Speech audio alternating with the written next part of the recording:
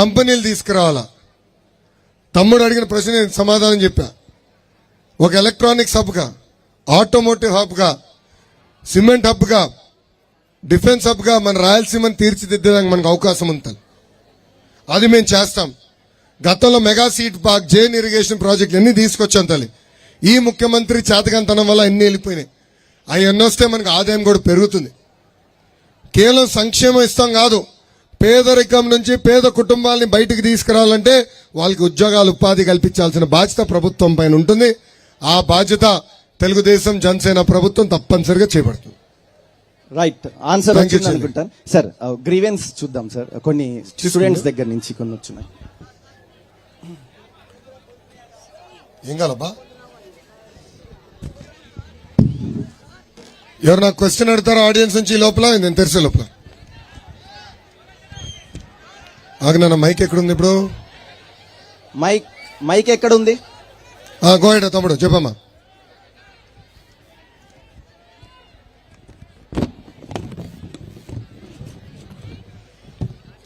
వస్తుంది అమ్మా, mic activate చేయాలమ్మా తమ్ముడిది. మైక్ ఇవ్వండి. మైక్ ఉంది.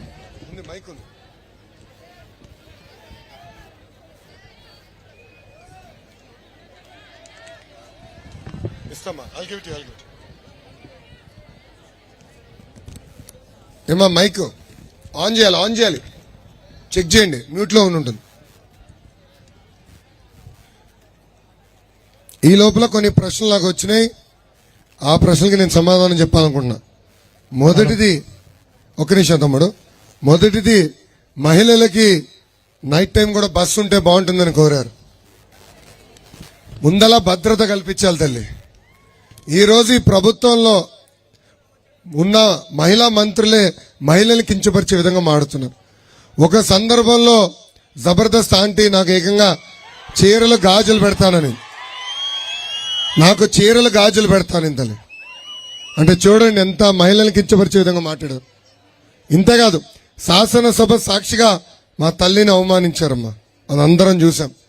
ఈరోజు మా తల్లి ఎప్పుడు బయటికి రాని తల్లి బయటికి వచ్చి నిజం గెలవాలని కార్యక్రమం చేస్తే ఆ తల్లిని కూడా అవమానించారు. దీనికి ఫుల్ స్టాప్ పెట్టాలమ్మా. అది మనం రేపు ప్రభుత్వంలో మార్పు మేము తీసుకొస్తాం. రెండో ప్రశ్న,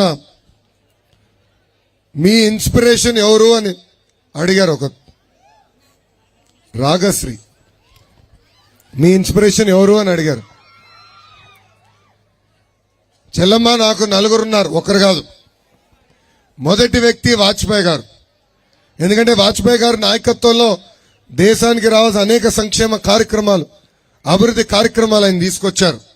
సో నాకు మొదటి ఆదర్శంగా తీసుకునే వ్యక్తి వాజ్పేయి గారు. మూడో వ్యక్తులు మా ఇంట్లోనే ఉన్నారు.